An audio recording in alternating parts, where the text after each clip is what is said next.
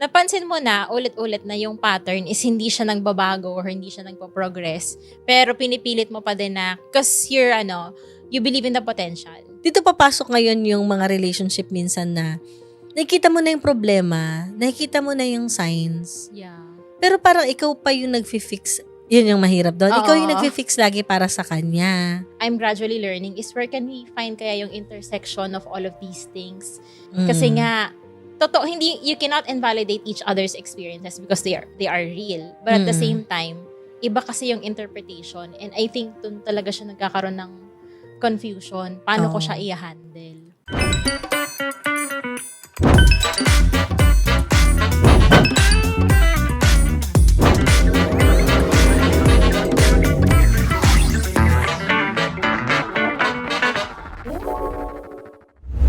Hi everyone, this is Rian Portuguese, your millennial psychologist, and welcome to the Breakdown Podcast, where we break down your thoughts, feelings, and experiences that make us human. So para sa episode na to, for sure makaka-relate na naman kayo. Pero syempre before ko sabihin kung sino yung ating guest para sa episode na to, syempre gusto kong pasalamatan yung lahat ng mga breaklets natin na nandyan na talagang sumusuporta at nakasubscribe sa ating YouTube channel. Kasi congrats, dumadami na tayo dun sa community natin dun. And dumadami na din tayo sa Facebook page, sa TikTok, and of course, wag na rin kalimutan yung Instagram tsaka yung Threads. Pwede kayong mag-engage, pwede kayong mag-suggest, pwede kayong mag-tag ng kahit na sino, no, na nafe-feel ninyong nagre-resonate dun sa mga episodes natin. Tsaka syempre, wag natin kalimutan din na i-share natin. So yun, maraming salamat mga breaklets.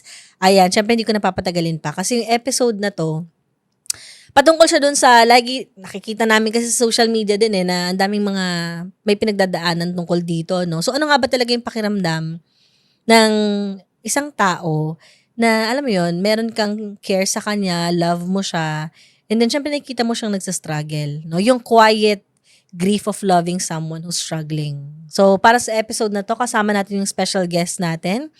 And siya ay mental health advocate, host of Mental Health Ka Dyan podcast. I know, nakikinig kayo niyan nung kanyang podcast kasi na-invite niya rin ako sa isa sa mga episode niya. And I think nakaka-reach out ito sa maraming mga Gen Zs and millennials na may mga pinagdadaanan. No? So, to explore yung quiet grief of being the supporter, and nandun yung emotional weight, no, na pinapanood mo yung isang tao na nagsastruggle. And paano ba tayo talaga mag-offer ng compassion, ng support na hindi natin hinahayaan yung sarili na mawala dun sa proseso na yun, no? So sasamahan tayo ni Kai Villanueva. So yay! Hello everyone! Thank you for having me. Thank you din. Sa pagstay tsaka sa pagsama. Yes, of course. Pero kamusta ka? Kamusta ka muna?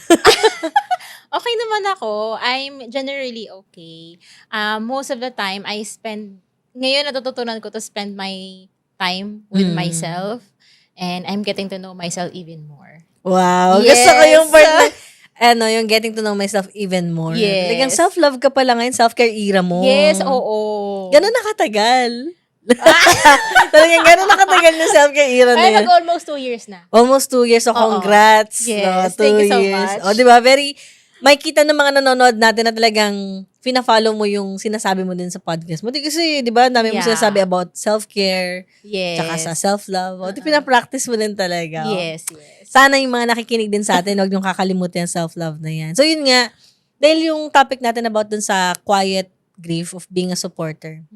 Siyempre, alam ko nag-usap tayo din ng, di ba, sa off-cam. Doon sa podcast mo, tapos dito, na may encounter ka din, tsaka experiences na nagsusupport ka na isang tao na, di ba, may mga pinagdadaanan, ganyan. Mga pinagdadaanan. So, baka hindi lang isa pala yun. So, mga ganun. And I think ako din naman, meron akong ganung encounter. Kaya nakaka-relate ako dun sa kwentuhan natin. Kaya naisip natin tong podcast na to. Yeah. So, syempre gusto ko lang malaman, no, yung ganong klase na experience mo, tapos ngayon na mental health advocate ka na, meron bang nagbago? Yung kung paano mo siya nakikita? Oo. Actually, madami. Madami. Pero kasi iba kasing experience where you are in it kapag nandun ka. Pero nung kasing na-experience ko yun, ang mahirap kasi doon, yes, there are resources like we have an abundant flow of information about Oo. sa online, 'di ba? Research ka lang. Pero yung tipong experience of how would you take care or how would you approach a relationship with someone who's diagnosed, mahirap siya. You can search through articles, ganyan. Pero nahanap ko talaga yun mostly ng mga raw experiences sa Reddit. Oh. Oo, kasi doon talaga sila nagkukwento na, yung ganit, yung ano ko, yung partner ko, ganyan, ang na-experience, and ako, parang nahihirapan ako. And nung times na yun, syempre, it was so difficult to handle. Kasi first and foremost, nung time yun, hindi ako familiar na totoo pala yung depression and mental health. Like, parang siguro even sa older generations, di ba? Parang ngayon talaga, I'm thankful na marami ng mga content about mental health. Pero nung time na yun, hindi ko alam yung depth niya. And hindi ko alam na ganun pala yung experience na ganun pala siya kasakit. Ayun. Yun yung medyo mahirap siya nung time na yun. Pero after nun, ngayon, I'm out of the relationship na, and I'm doing mental health topics. Advocacy, oo. Oo. Parang I can see different perspectives na, ganito pala siya. Ganito pala siya sa standpoint ng isang magulang, ng isang partner, and the one who's mental health or may diagnosis. Ganun. So, I'm seeing different perspectives ngayon. Doon sa pagbabago ng perspective na yun, like ano yung example na parang gusto mong mapakita lang, na para lang may awareness yung iba na paanong difference yun? Oo. Okay. Sige. Okay. Nung time kasi na nandun ako sa relationship na yon, from what I'm hearing dun sa ex-partner ko, mahirap, ito sa perspective niya, as someone who's diagnosed. Sobrang, alam mo yung parang mag-shut off, tapos months, ganyan. Months mag-shut off, tapos parang ang sinasabi niya is, I just want my time alone, ganyan. Sa perspective niya, parang I just want my time alone, but it doesn't mean that I don't want you. Ganon. But sa perspective ko kasi, since hindi ko nga alam, parang, ako ba yung problema? Like, ginagawa ko na, di ba napag-usapan natin to? Na parang, I feel like hindi pa ba ako enough, ganyan. At saka, binibigay ko naman yung gusto mo. If you want time off, sige, I'm trying my best na hindi kita kulitin. Pero, sa akin, parang sa perspective ko or sa experience ko, parang may mga emotional invalidation na nangyayari. Ganon. Kasi nga, parang, I want to talk about what happened, ganyan. Pero kasi hindi mo talaga makukuha yon when they are during the episode, ganon. So, yun yung perspective ko. Ngayon naman, sa perspective of parents, siguro what I can only share, most especially yung conversation ko with the Canlas family, like the whole family. Since iba silang generation, they also see it in a different lens. Na parang, hindi ko alam na totoo pala yung depression, ganyan. So, kasi nung time na yun, nag-survive naman eh. Ganun. Even nga ako, whenever I'm thinking about it, pag tinitingnan ko yung mama ko, na ang daming pinagdaanan ng nanay ko talaga. Like yung hirap ng buhay namin before, ganyan. Pero parang okay naman siya. So, parang doon makikita na, nga, no, iba yung perspective ng parents at saka ng partner and the one who's suffering, even mga siblings from different generations. So, parang alam mo yun, parang yung question ko ngayon, or actually something that I'm gradually learning is, where can we find kaya yung intersection of all of these things? Kasi nga, you cannot invalidate each other's experiences because they are real. But at the same time, iba kasi yung interpretation, and I think dun talaga siya nagkakaroon ng confusion. Paano ko siya i-handle? Ang hirap, no? Syempre sa lens ng isang mental professional. And feeling ko din nag-work kasi at some point, ina-apply ko din naman sa, may mga differences kami sa family, pero nag-work naman siya. Yung halimbawa, yung paano ba talaga siya, halimbawa, isang tao may pinagdadaanan, mayroon siyang diagnosis and all. yung kung paano mo pa din nararamdaman, dinedescribe. More on, di ba? Pag magko-communicate kasi tayo, madalas may judgment di ba? Yes, oo. Kaya yung mga nasa older generation na ang dami-dami nga namin naranasan before. Oo, Pero tamo, okay naman kami. Pero syempre parang yung nagiging conversation tuloy kapag ganun natin siya pine-present, hindi natin na-highlight yung nararamdaman at nararanasan ng taong may pinagdadaanan. Kasi parang nangyari, sinistil natin yung spotlight sa kanya. Tapos, parang doon niya nafe-feel, di ba, na parang kino-compare tuloy nung older generation yung sarili niya doon sa kanya. Pero ang totoo nun, ang gusto lang sabihin nung older generation, naranasan ko tong mga problema na to. Itong nararanasan mo, parang hindi na, parang sa perspective nila, hindi to sinasabi ko na kumakampi ako doon or what. Sa perspective nila, itong kung ano man yung nakikita niyang problema doon, parang feeling nila mas magaan yan. Naniniwala sila na magagawa mo. Kasi ito nga, nabuhay sila, nagawa nila to, ng ganito kagrabe, ibig sabihin, kayang-kaya mo din to. So, kung titignan mo, diba, at magiging open ka, parang may feel mo na good yung intention Kaya lang, diba, medyo sablay kung paano siya kinommunicate dun sa sitwasyon na yun. Parang feeling kasi nung tao may pinagdadaanan, talagang makinig ka lang. And kung may nafe-feel ka na gusto mong sabihin sa kanya, maganda din i-describe mo yung talagang nararamdaman mo. O kung yung sabi mo kanina, parang ang hirap, di ba? Parang paano kaya na hindi mo siya na-invalidate? At the same time, ikaw din, hindi ka na-invalidate. Pwede mo sabihin sa kanya directly yun. Or parang kahit ako nga kapag may mga bagay na nafe-feel ko na gusto kong sabihin, pero ayoko din ma-invalidate, halimbawa yung partner ko, sabihin ko sa kanya, ito yung nafe-feel ko pag ganito. So, sabihin ko, yung nakikita ko, ano yung impact nun sa akin? Yes. Ano bang tingin niya doon? Kasi, pag may ganito nafe-feel ko. So, parang nangyari tuloy, para kaming nasa isang table. Parang visualize ko tuloy yung kung paano yung sharing ng information. Para kang nasa table. Tapos kapag mag-share ka ng ideas tsaka ng emotions mo, parang nilalatag mo siya sa isang table. Ito siya, ganito ko nakikita, ganito siya. Tapos siya din, ilalatag na rin yun. Diba? Tapos from there, titignan ninyo yung lahat ng ideas tsaka feelings ninyo. Saan kaya tayo pwedeng mag-work together? Parang ganun ko siya na-visualize. Yes. Baka yun. Baka ganun yung gitna, diba? Oo. Parang talaga siya, intimate conversation. Oo. Kaya na minsan ang hirap kasi kapag yun nga, medyo draining din talaga kasi siya. Naniwala naman talagang conversation na madali kapag lalo pa involve yung feeling mo, hindi ka ganun ka worth it. Siya tawag dito, marami kaming naging ganyan na conversations. So like, kapag kunwari cool down na, pag okay na, ganyan. Tapos mangyayari ulit siya. Di ba nga parang sinasabi natin na do not personalize it. Yun din yung nakikita ko Pero like, masakit mahirap, no? Alam mo yun, madali siya sabi, okay, I'm not gonna personalize it. Pero when you're in it talaga, mahirap din. Mararamdaman mo kasi talaga. Talagang siya, siguro from their perspective, hindi nila intention to invalidate your emotions. Pero kasi may mga nangyayaring ganun. Kasi nga,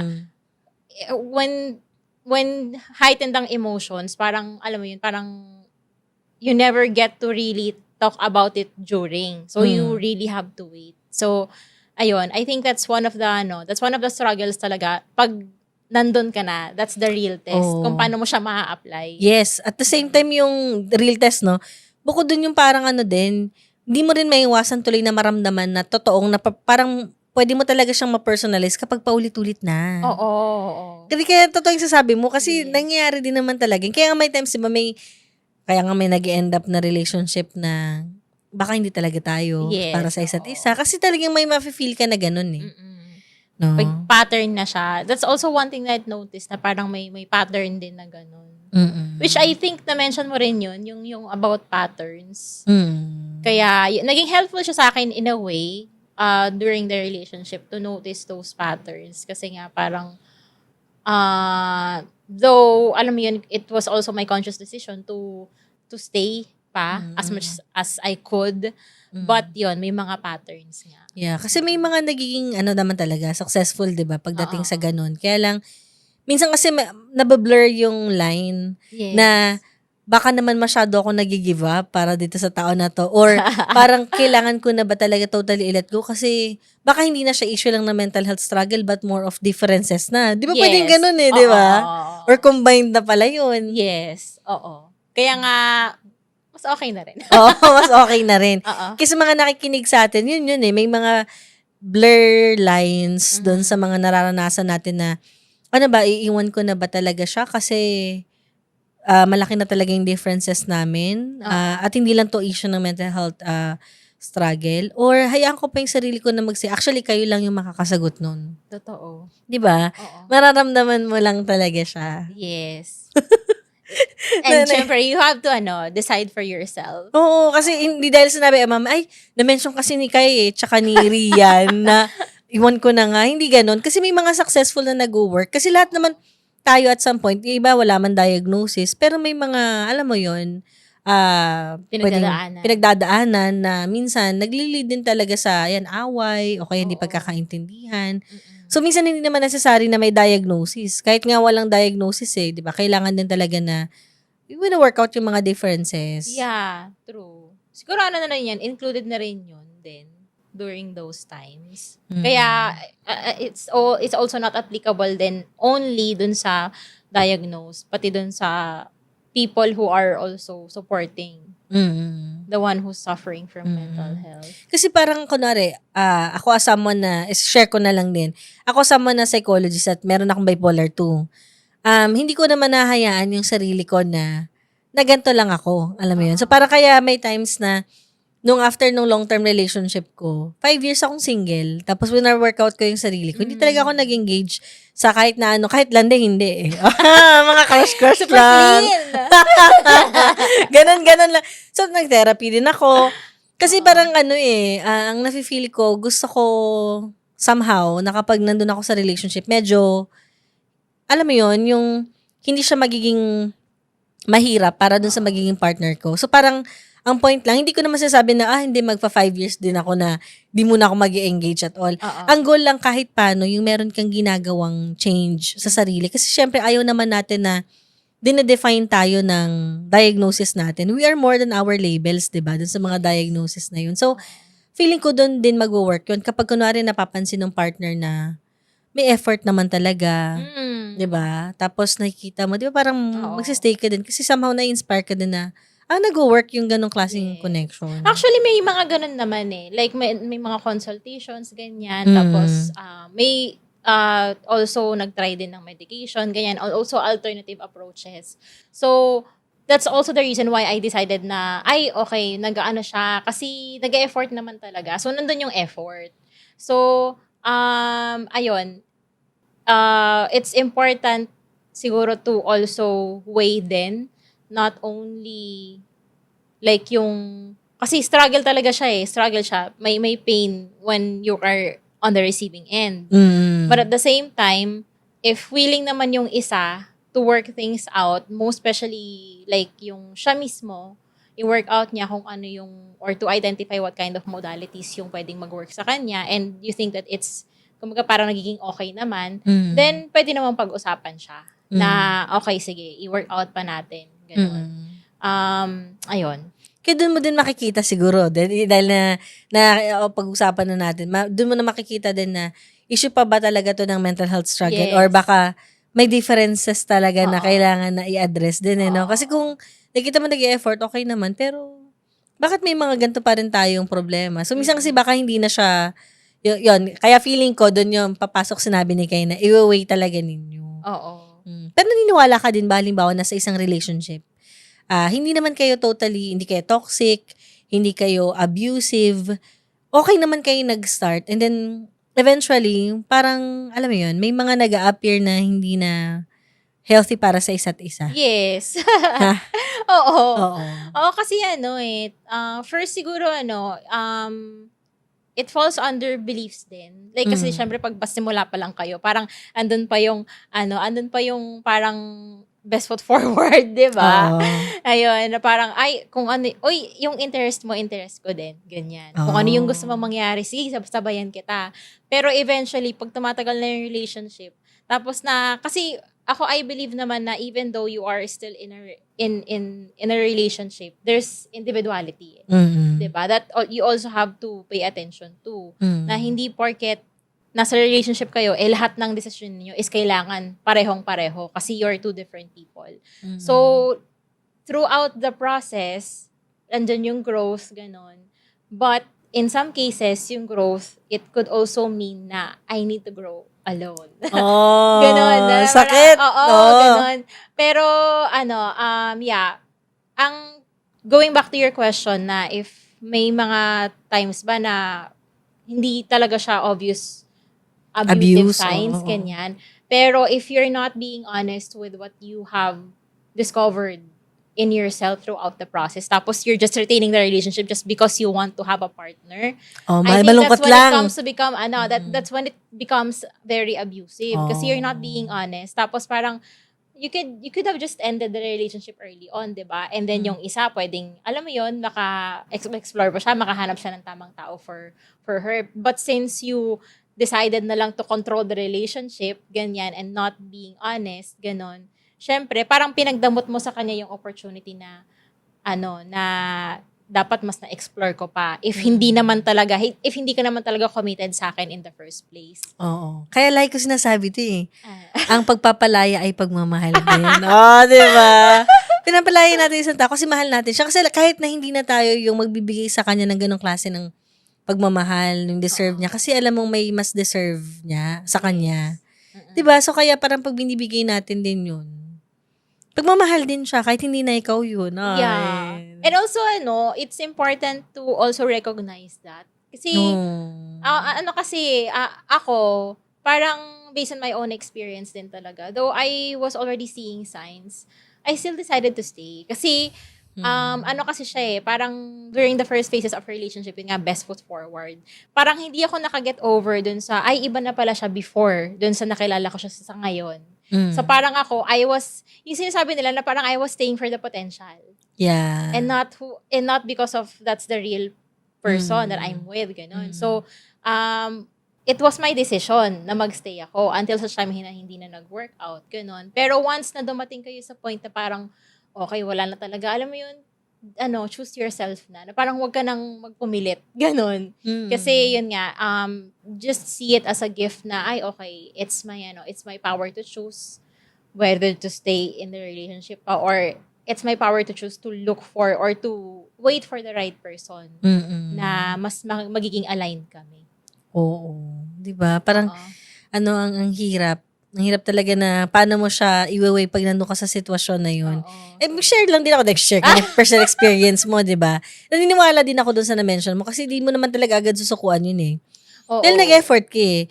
Nag-effort ka, parang, yung kapag nag-effort tayo, syempre sa isang taong mahal natin, di ba? Parang, bahagi ng sarili natin yung binibigay natin. Hindi lang yun dahil sa effort, but more of tayo yun eh. Yes. Di ba sa bawat efforts na pinapakita natin, tayo yun. So parang, lalo pa kung tumatagal yung years, parang mas lalong tumataas yung chance na, alam mo yun, pinagbibigyan mo talaga yung isang tao. Oo. Kasi hindi naman kagad yung sinusukuan, di ba? Parang ganon. Yes. Kaya ang hirap. Ang hirap kagad na umalis. So, dito papasok ngayon yung mga relationship minsan na nakikita mo na yung problema, nakikita mo na yung signs. Yeah. Pero parang ikaw pa yung nag-fix. Yun yung mahirap doon. Ikaw yung nag-fix lagi para sa kanya. Ayun. So, ano masasabi mo dun sa part na yon? Yung parang, yung finifix natin yung isang tao. Yeah. Okay. Hindi kasi may time na parang nasabihan nga ako before na wag ka nang feeling hero. Parang ganon. Di ba offensive yun? Kasi feeling... Offensive, oo. Sinishare ko siya just to give context ha. Pero I can relate dun sa question mo. Kasi nga, nung time kasi na yun, siguro, sige, correct me if I'm wrong since you're the expert. Okay. Pero kasi nung time na yun, di ba, parang siguro it's a combination of I'm doing this because I want to help you. Kasi syempre, pag love mo yung tao, ayaw mo nakikita nag-suffer sila. So, you'll do things that you can para makatulong ka, di ba? Pero at the back of my mind, I'm doing that because kasi nasasaktan ako. Ayoko na parang, kapag kunwari nasa episode siya, for me, nahihirapan ako. And ako, parang it's a combination of two things nga. Na I'm doing what I can, so I can help you, and also, para makaalis ako sa sitwasyon na nasasaktan ako. Ganon. So, I want you to be better. Ganyan. But, ito yung parang we talked about this with my friends then who are also diagnosed sa podcast. Pinag-usapan namin siya na parang we mean well, pero minsan nagka-come off siya na parang, alam mo yan, parang nangingialam kami, ganyan, na parang sumusobra ka na, gusto ko nga lang ganito yung parang I only want my own time, ganon. Pero nagka-come off siya na ang pangit ang dating. Kahit yung mismong tanungin mo lang na kamusta ka na, parang may ka pa ba, ganon. Kahit na you mean well, sa kanila parang it doesn't sound good. Parang minamadali mo, no? Oo, at saka parang pwedeng ganun or something. Parang they don't want na parang may implied na problema kaagad dun sa question. Ganon. Kaya ayaw nila, parang based on my experience lang naman, ayaw nila yung ganong tanong. Ganon. Parang even though sa akin, gusto ko lang naman malaman like ano na yung status mo. Ganon. Ayun. So, going back to the question na yun ngayong sa fixing. Minsan hindi lang talaga namin alam kung paano. Parang we weren't taught or hindi siya basically part ng education system natin, 'di ba? Yung mga ganong bagay. Oh. So, and also, even if we search through the internet, kapag nandun ka talaga sa sitwasyon, minsan makakalimutan mo talaga ng lahat ng mga nabasa mo. Even yung not taking things personally, mahirap talaga siya. So, parang kami, as much as we can, we are finding solutions. Pero nagka-come off nga na, don't fix me, ganyan. But kami, yun lang naman yung intent namin. Yeah. Based on my experience. Oo. So, siguro lang siya, mag-boil down lang din siya sa intention. Because I mentioned kanina, it's two different things for me. Na the reason why I want to help, because ayoko nahihirapan ka, ayoko nasaktan ako pag nakikita kong nandiyan ka sa face na yan. At the same time, I want you to be better kasi nasasaktan din ako. Ganon. So, ayun. Sometimes it comes off that way. Pero again, we just mean well. Kaya ang hirap, no? Yung communication kapag nanggagaling kayo sa magkaibang perspective. Yes. So, tapos, hindi pa kasama doon yung hindi lang magkaibang pinanggalingan. Depende din doon sa sitwasyon. Kapag hurting yung isang tao, iba talaga yung lumalabas sa bibig. Yes. Iba din yung parang interpretation niya. Hindi natin maiwasan yung kapag nagsastruggle yung isang tao. Totoo. Kaya talaga siya, it's challenge. Sobrang challenging niya. Kaya nga, feeling ko sana itong episode na to nakakatulong sa mga nakikinig sa atin para makapag-reflect sila sa personal experiences nila sa relationship nila. Anong pwedeng gawin? Bukod syempre sa ini-encourage natin yung mga partners or family members na meron silang support o kaya parang consultations din syempre sa mental health professional para mas matulungan sila. Kasi baka sila din kung tayo halimbawa as nasa receiving end na nahihirapan, baka sila din lalo, 'di ba? Oo. Nahihirapan kung sila yung nakakaranas ng ganong klaseng mental health condition o kaya kung ano mang struggle yung pinagdadaanan nila. Dahil simulan na natin yung usapang pagdating dun sa savior complex. And matagal ka na din mental health advocate, 'di ba? So, yun sa savior complex tapos sa mga natutunan mo na din, 'di ba, as an advocate, ganyan. Ano ba yung difference nung pagiging savior doon sa taong supporter? Di ba? Pagka ka kasi, at based on my definition sa gantong stage, pag may savior complex ka, siya, parang you're not letting the person be. So parang kahit nasabihin niya na this is what I need, ganyan, pinipilit mo pa din yung gusto mo kasi you think na yun yung makakatulong sa'yo. I remember an episode with a biohacking expert, si Ellie Abela. She mentioned na parang, we destroy the best relationships with the best of intentions. Kasi nga, we think na yun yung akala natin na mabuti for them. So, in that regard, siguro it's savior complex. First is, if hindi ka talaga marunong makinig. Kasi akala mo yun nga yung mabuti para dun sa tao kasi yun yung nakasanayan mo. And then, second is, kahit na alam mong naaapektuhan ka na or alam mo naman sa sarili mo na nabibigatan ka na, pero gusto mo i-push mo pa rin yung gusto mo. As compared dun sa supporter na, alam mo yung hindi mo kailangang ipilit kung ano yung, kung hindi niya gusto yung sinasuggest mo, ganyan, you just let them be, pero hindi ka pa rin nawawala. Andun ka rin, parang, andun ka pa rin, nakabantay ka lang, ganyan. So, meron siyang, kumbaga meron siyang breathing space for both. Unlike dun sa isa na, parang, no, hindi, ito yung gawin mo.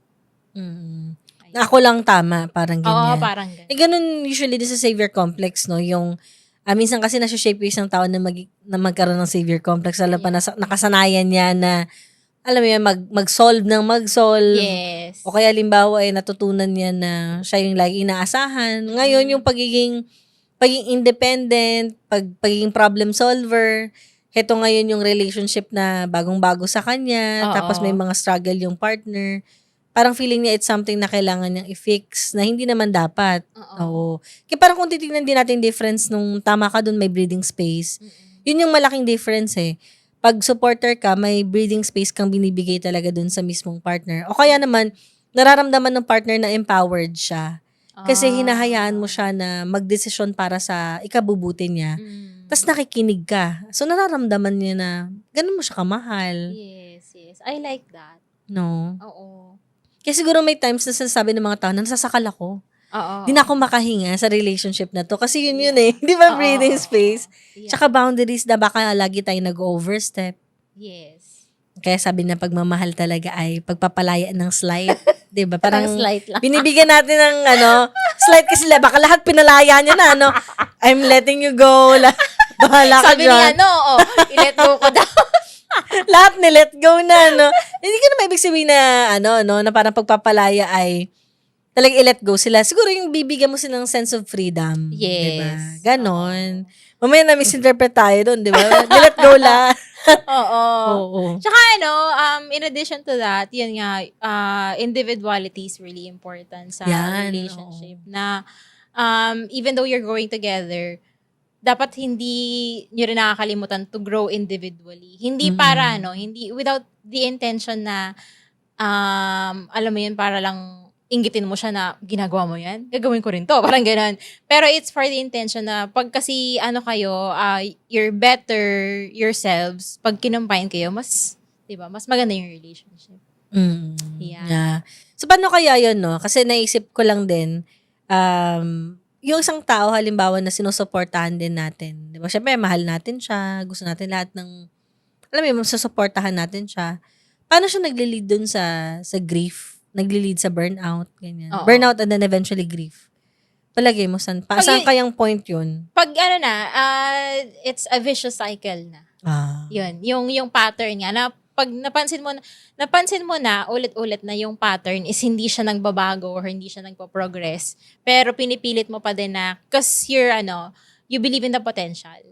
Hindi yung kung ano yung nakikita mo. Oh my gosh, this is so parang ako, sinashare ko ngayon to, pero syempre, the true test is if when I'm in a relationship na ulit. Pero that's one thing that I've learned, na yun nga, kapag may pattern, tas ulit-ulit siya, tas alam mo yung, ka na talaga, parang, drain ka na, pero, you're still hoping na, hindi, magbabago pa yan. Grabe yung mo eh. Grabe yung sinare mo eh. Nagpa-fall sa potential eh. Ayun.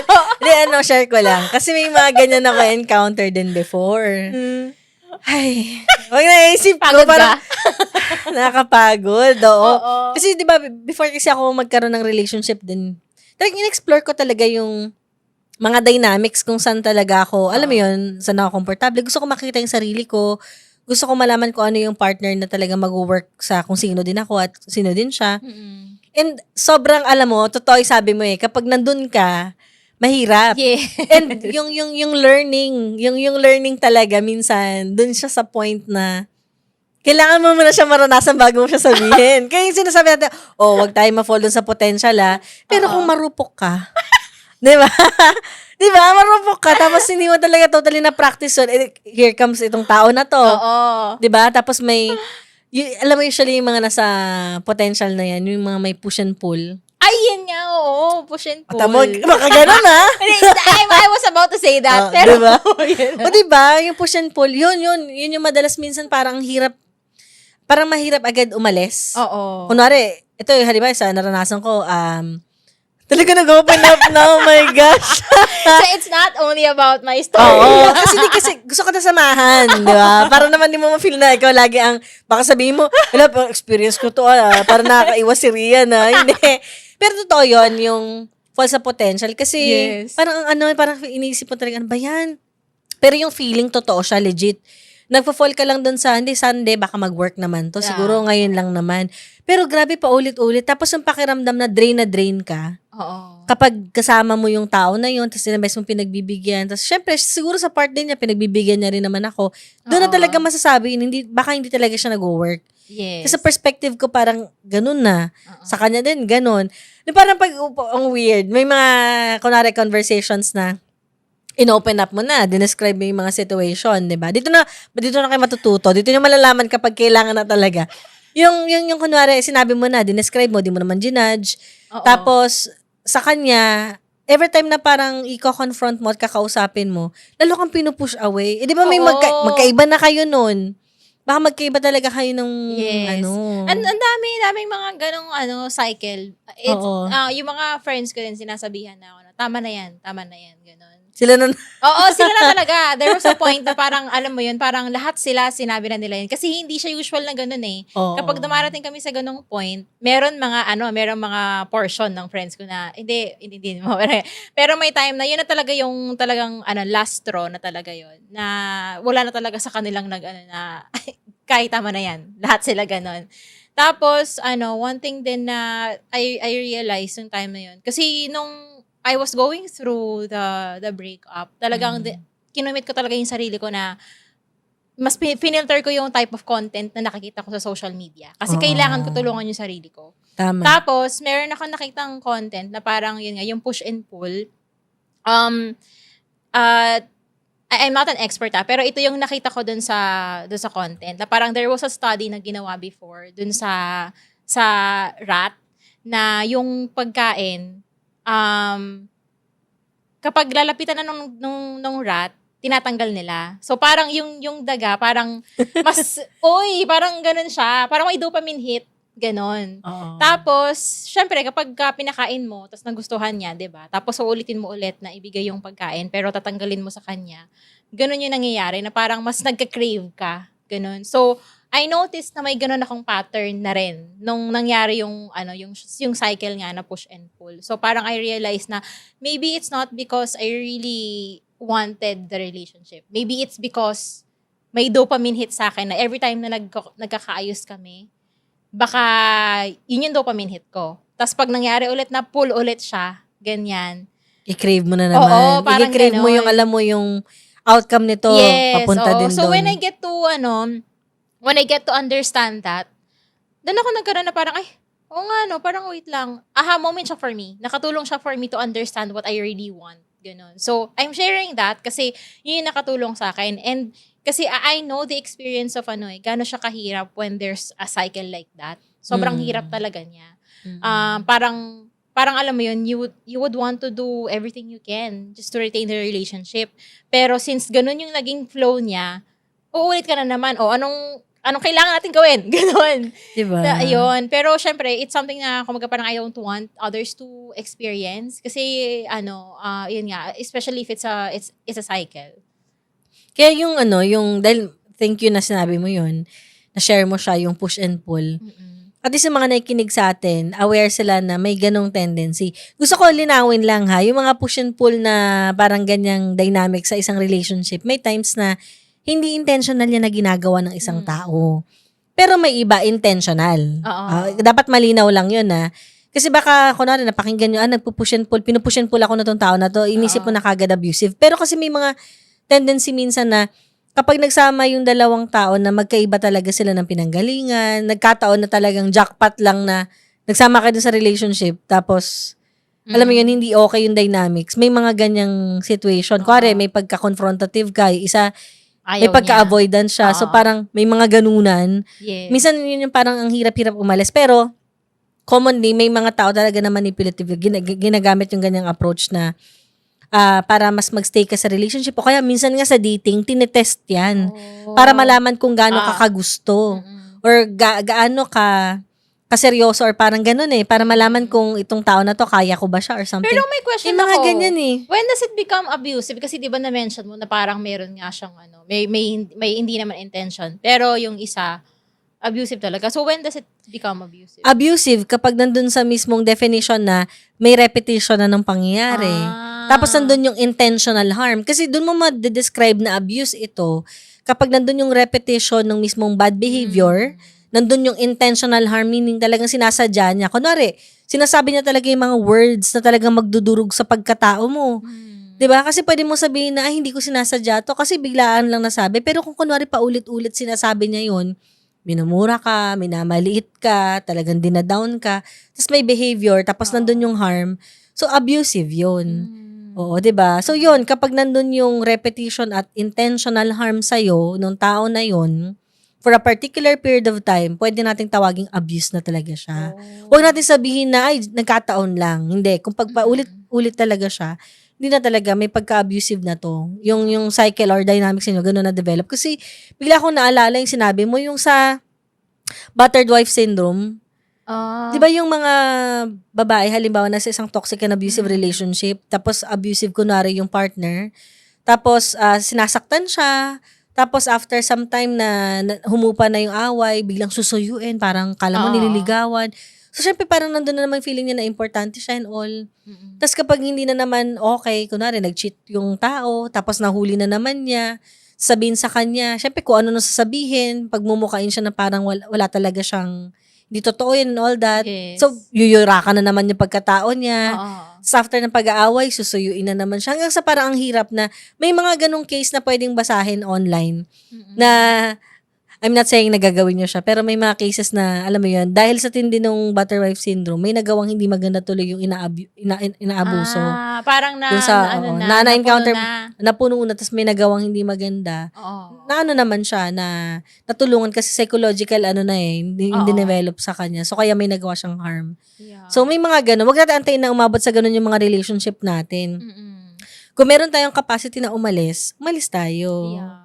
Kasi yun eh, di ba? Baka, yun, false up potential yun. Di ba ka magbago pa siya eh. Yung mahirap pa dun, yung malala, kunwari, mag-boyfriend, girlfriend pa lang kayo, o kaya parang same-sex partner, di ba? Partner pa lang kayo, paulit-ulit na siya, nandun yung hope mo na, di siguro kapag naging magkasama na kami, mag-live-in na kami, baka magbago. Nung nag-live-in kayo, ganun pa rin. Tapos yung kunwari, hindi ba kapag nagkaroon kami ng anak or magkasal kami, magbago? Hindi yung kasal, hindi yung live-in. Hindi. Di ba, magpapabago dun sa tao. Kung magbabago siya, dun pa lang sa simula, makikita mo na. Yeah. Kaya minsan maganda rin bigyan ng time eh. Oo, totoo yun. Which is, sometimes, hirap tayo ibigay yung time na yun. Kasi parang, nandun yung fear na baka ayun. Baka iwan ka kaya na. yung sa push and pull, by the way, i-clarify ko lang. Wala namang mga ganong mga harm talaga. Parang yung push and pull na experience ko is just yung breakup cycle. Oo. Ganyan. Ayun lang. Pero, ayun, that's why it's important na going back dun sa pattern is to, siguro, to accept what is. Oo. Di ba? Ang hirap doon, sabi mo kanina, nakaka-relate ako doon, yung parang ang hirap lang nila minsan bigyan ng time kasi pag binigyan mo ng time, nandun yung feel na, paano kung hindi na ako kailangan? Yes, oo. Another issue na naman ito. Diba? Baka di na ako kailangan, baka makahanap siya ng iba, diba? Oo. Siyempre, pa nandun ka sa point na yun, ang hirap talaga. Pero kailangan mo talaga siyang upuan. Ilang beses bago ka magkaroon ng courage. Kasi may ganun din ako dating feeling. Sabi ko, di ko makahanap siya. Di okay, at least alam kong hindi ako yun. Oo. At least nahanap niya yung para sa kanya. At saka if nakahanap siya ng iba, di ba, it means that hindi yun yung, di ba, do you want that kind of relationship na maiwan mo lang saglit, meron na siya. Magkakahanap na ng iba, may iba ng may iba ng kasama, di ba? Parang dapat kahit iwan mo siya nakatalikod ka, yes, hindi ka nag-aalala na baka may iba na siyang nakakausap, nakaka-chat. Kapag every now and then, kailangan mo pang tutukan niya na para kang CCTV, hindi yan magandang relationship. Walang peace of mind. Di ba? Wala kang peace of mind. Oh, tsaka it will reveal the true person ng partner mo. Kaya magandang tanong yung sinabi mo eh, yan ba yung gusto mong relationship? Yes. Di ba? Hindi natin deserve yun. Doon Oo. tayo pwedeng magsabi na, okay, baka kailangan ko na tong anuhin. Let go. I-let go. Let go. Let go lang ng let go. Joke lang. Lahat pa lang ni let Dapat go. pala to the let go podcast. The Let Go podcast na biro lang. O, pero din, di ba? Tulad nung nasabi natin, knowing na ang dami palang ganun tayo na-encounter, mga problema, di ba? Nandun yung grief, di ba? Kasi parang, doon mo ma-realize ngayon, hindi kaya nawala na ako dun sa process. Yeah. Kasi di ba, ikaw lagi nagsisave, tapos ma-realize na hindi ka na pala niya kailangan and all that. Ang daming mga pwedeng instances na ganun, di ba? True. Which is, I think, that's part of your preparation na din. Kaya you also have to, during the relationship, one thing that I learned din talaga, when you're in that kind of relationship, actually kahit hindi ganung relationship is, you have to take care of yourself talaga. Na kung paano mo inaalagaan yung sarili mo nung single ka, dapat hindi siya mawawala. Mm-mm. Kasi, alam mo yun, parang, it will help you not take things too personally. Mm-mm. Kasi nga, kumbaga parang kung ano yung gawin niya, okay ako. Kasi nga, inaalagaan ko yung sarili ko. Oh. Di ba ka, loss mo. Parang gano'n, no? Oo. Subukan mo. Di ba mga gano'n?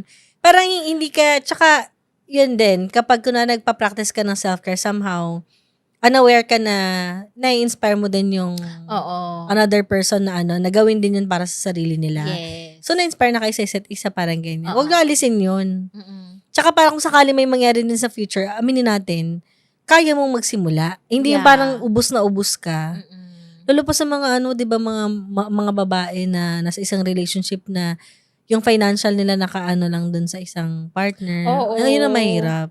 Yeah. Actually, may mga content nga ngayon na parang parang, I think it's hindi naman siya, okay, where it can get confusing siguro. Kasi diba yung mga content na parang let the man provide for you. Ganyan. But, saan nagda-draw yung line na parang, okay, I'm letting myself receive, pero, hindi ko pabayaan yung sarili ko na kaya ko din on my own. Yeah. Well, I think maganda na ma-explore nila sa sarili nila na meron silang, alam mo yung ginagawa na way, di ba, na rin, may mga skill set sila na hindi pa nila pinapabayaan na nandyan. Kasi di mo rin masasabi, di ba? Dapat ini-enjoy din natin yung makakakayanan na meron tayo. Pero kung siguro, ikaw talaga yung type of person na enjoy mo na yan, gusto mo na yan, yes, di ba? Satisfied ka, okay lang naman kung yun yung nag-work sa'yo. Pero, okay din naman na parang inalaga mo ang sarili mo, tapos hindi mo hinahayaan na lagi kang magiging dependent dun sa isang tao. Di mo kasi masasabi. Mahirap din, oo. Tsaka, dapat naman din talaga meron kang sense of individuality na may hobbies ka, may interest ka, may na-enjoy ka, di ba? Hindi lang nakatali dun sa relationship. Yes. Yeah. Kumbaga may buhay ka talaga. Oo. Tsaka minsan kasi parang, one thing I learned din, yung parang definition of love. Oh. Kasi di ba parang before, we think na, okay, parang it's too sacrificial. Ganyan. Okay, when you love someone, you'll do everything. Parang, I'll cross the roads, parang ganyan. I'll give you the moon and everything, ganyan. But, ngayon, the way I see love is, it doesn't have to require all of your sacrifices, even your whole life, just to have a good relationship. Ganon. Kasi, I think, din siya the reason why we think that it should be only like that, kasi yun yung parang nakagisnan natin before na, like for example, even yung mga songs na pinapakinggan natin before, like, How Do I Live Without You? Na parang, so pag wala ka, hindi na ako makakahinga, parang gano'n. Diba? Ayun. So, yun. Siguro yun yung medyo iba na yung definition ko of love ngayon, na hindi siya nagre-require na kailangan lahat ibigay mo before yourself. Kailangan actually mas nararamdaman mong buo ka na nararamdaman mong mahal mo yung sarili mo kapag kasama mo siya. Yes. Kaya mas gusto kong sabi nila, I like me better when I'm with you. Di ba? Mga ganyang level na yung love natin. So siguro, bilang pagtatapos at ang dami natin na pag-usapan, ano yung parang gusto mo sigurong sabihin dun sa mga tao na, yun may mga pinagdadaanan, di ba? Yung nandun pa rin sila sa point na nakukonfuse sila, nahirapan sila na anong gagawin sa relationship. Diba? Baka nalolosan nila yung sarili na sa proseso. Yeah. Siguro lang, sit with yourself. Take some time alone. Don't be afraid na once you get to know things that you really like, siguro nandun din yung fear na baka pag, kunwari nag-take time ako alone, I would realize na hindi pala ito yung relationship na gusto ko. Or baka ma-hurt ko siya kasi hindi naman pala ito yung gusto ko na relationship. Pero kasi parang for us to retain a good relationship, we have to be honest with ourselves. Yes. So and honesty, you can get that when you get to hear what you really want. And sa kanino mo marinig yun, sa'yo din naman eh. And you won't be able to hear it if you're surrounded with a lot of people and hindi mo binibigyan yung time sa sarili mo na to be alone. So, ayun, though getting to know yourself, it's a process kasi minsan, akala natin, alam na natin na ito pala yung gusto ko, ganyan. Pero as we grow and we get to know people, doon mo ma-realize na, ay, hindi na pala ito yung gusto ko ngayon. Pero, again, you can go back to it once you sit with yourself, ganyan. If you don't fear being alone. Kasi being alone is not lonely. It doesn't mean that you're lonely. Being alone is actually a sign of strength kasi you can make yourself happy kahit ikaw lang mag-isa, but not to the extent na you're not welcoming a lot of people naman na. But yun, allow yourself to hear what you really want. So you can also, communicate that with your partner. If you can work things out, then okay. Pero if hindi, baka hanggang ganun na lang talaga siya. Hanggang doon na lang talaga siya. Yeah. So, maraming salamat dun. No? Gusto ko yung sit with your feelings or emotions. And parang dun ko nakita tuloy sa sinabi mo yung maging honest ka talaga. Confront mo yung katotohanan. Kasi painful talaga minsan yung katotohanan. Diba? Yun. Mahirap yun. Kumbaga, wag nating lokohin ang ating sarili. Tayo na nga lang to sa private natin, 'di ba? Moments. So kailangan maging totoo tayo doon kapag alam mo 'yun, pinagpatuloy natin yung ganung klaseng yung panloloko sa sarili. Tayo din yung maapektuhan, hindi tayo maging masaya. Lagi kasi inisip ng mga savior, 'di ba? Paano siya baka mas malungkot siya or baka ganito mangyari sa kanya. Pero paano ka naman? Lagi mo i-consider lagi yung nararamdaman mo din, hindi lagi yung other person lang. Sarili mo din. Paano ka, 'di ba? So, makakayanan ninyo yun. Kung sakali man na doon talaga aabot doon sa punto na maghihiwalay, di ba? Makakayanan nyo yun. Nagkakilala nga kayo na hindi nakikilala isa't isa, di ba? Yeah. Pinanganak nga siya nang wala ka di ba? Ikaw din. So, kaya natin to. Oo. Let go lang. Let go lang ng let go. Let go. Baby, joke lang. Bigyan nyo ng time yung sarili niya para mag-decide. Huwag kayo magmadali. Naku, hindi naman minamadali yan. Oo. Ayun. So, maraming salamat sa pag-join. Thank you din. Pero baka may gusto kang siguro i-promote or i-share sa kanila para abangan kanila. Yeah. I have a podcast about mental health. It's Mental Health Ka Dyan. So, I also interview different experts and also people with lived experiences around mental health. And also, we talk about topics na different factors affecting mental health. Nag-guest ko si Rian doon. So, ayun. It's gonna publish soon. Yan. Maraming salamat, Kai. Thank you. At maraming salamat din sa ating mga breaklets, no? So, lagi natin tandaan, no, na yung kapag sa pagmamahal, hindi kailangan, tulad ng sabi nga ni Kai na, yung kailangan lahat-lahat na kailangan maubos ka. Minsan sa pagmamahal, okay lang din naman na buo ka, 'di ba? At nararamdaman mo yung sarili mo na alam mo yun, mas gusto mo kapag kasama mo yung isang tao. So, hindi kailangan na isang definition ng pagmamahal. So, maging creative tayo, maging open tayo to experience yung mga ganitong klase ng mga pagmamahal, no? At wag din tayo matakot na harapin, syempre, yung mga pinagdadaanan natin, yung katotohanan, lalong-lalo na dun sa pinag-usapan natin, no? So, sit with your emotions, sabi nga niya. So, with that, no, maraming salamat. Kung meron man kayong mga friends, loved ones na feeling ninyo makakatulong to kasi mukhang nandito sila sa point ng life nila na kailangan nilang maintindihan yung kanilang sarili at yung relationship nila, huwag niyong kalimutan na i-follow, i-like, i-share, at saka mag-subscribe sa aming mga social media platforms sa YouTube, sa Facebook page, Instagram, Threads, yan. At marami pang iba, TikTok. No, huwag niyong kalimutan, The Breakdown Podcast. So muli po, this is Rian Portuguese. Until the next breakdown. This is Crossroads Media.